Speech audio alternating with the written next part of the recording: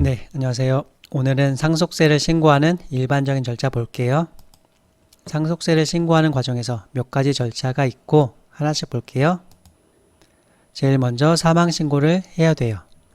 사망의 사실을 안 날부터 1개월 이내 사망신고를 해야 되고요. 사망신고 관련해서는 정부24에 가면은 필요한 서류가 안내되어 있어요. 그 다음에는 상속재산이 어떤 것들이 있는지 파악해야 돼요.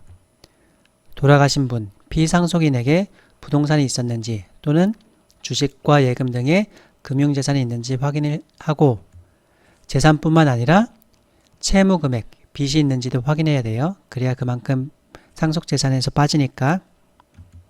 자, 이런 재산을 조회하기 위해서는 재산조회 신청을 하는 거고 재산조회 신청은 주민센터에 방문하거나 또는 온라인으로 신청할 수가 있어요. 마찬가지로 정부24에 가면은 사망자 등 재산조회 통합처리 신청이 있고 방문하거나 인터넷 신청 둘 다 가능하다 되어 있어요. 신청 시기는 사망신고와 동시에 해도 되고 또는 6개월 이내 할 수가 있다. 그런데 보통 재산을 조회 신청하면은 조회 결과가 바로 안 나오죠. 약간의 시차가 있으니까 늦지 않게 재산조회를 신청하고요. 재산조회 신청서는 이렇게 생겼어요. 이렇게 생겨서 금융재산, 세금 체납 여부, 부동산, 자동차 등에 관한 정보가 제공되고요. 참고로 금융재산에 대해서 회신되면은 금융감독원에 다시 한번 확인을 해요. 금융감독원에 상속인 금융거래조회 서비스라는 화면이 있고 신청인의 이름과 접수번호를 넣어서 조회하면은 금융기관별로 재산이 얼마 있는지 확인할 수가 있어요. 지금까지 본 거는 상속 당시에 남아있는 재산을 본 거고 더 중요한 게 사전에 얼마만큼의 사전증여 재산이 있는지 이것도 확인을 해야 돼요. 신고를 했든 안 했든 사전증여 재산이 얼마인지 확인하는 것도 중요해요. 자, 이제 상속재산의 목록을 확인했으면은 이러한 재산들이 얼마로 평가될 것인가 이것도 생각해야 되죠. 기본적인 원칙은 상속재산은 시가로 평가해요. 하지만 시가가 없으면 보충적인 방법으로 평가를 한다. 예를 들어서 아파트의 경우에는 비슷한 아파트가 많이 거래되니까 그 매매 금액을 갖다 쓸 수가 있어요. 시가가 있는 걸로 볼 수 있고 토지는 매매가 활발하지 않으니까 시가가 아니라 공시지가를 갖다 쓰고 하나 더 큰 꼬마 빌딩은 역시 그 매매가 그렇게 활발하진 않잖아요. 그래서 기준 시가로 할 수 있겠지만 하지만 국세청이 직접 감정평가를 할 수가 있다. 그래서 감정평가라는 시가가 꼬마 빌딩에는 존재할 수가 있다는 점이고요.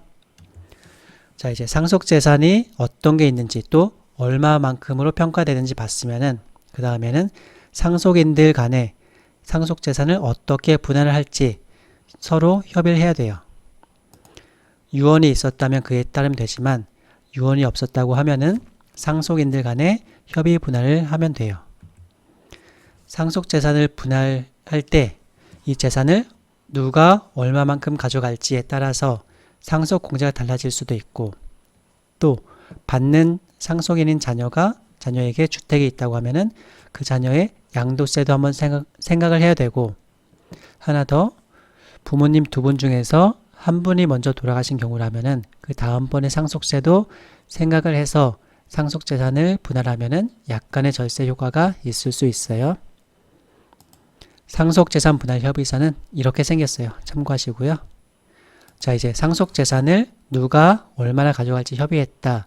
그 다음에는 그 상속재산에 부동산이 포함되어 있다고 하면은 상속 등기를 해야 되죠. 취득세를 납부해야 된다는 말이고요.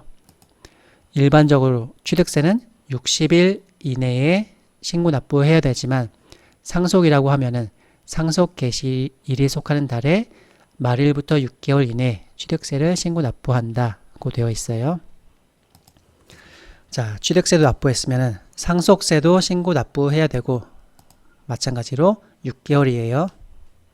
자, 이제 상속세 신고했으면은 끝난 거 아니냐? 아니죠? 세무조사, 상속세 조사가 나올 수 있어요. 상속세는 상속인들이 신고한다고 끝나는 게 아니라 과세관청이 결정을 해야지 끝나요. 그럼 언제까지 결정을 하냐?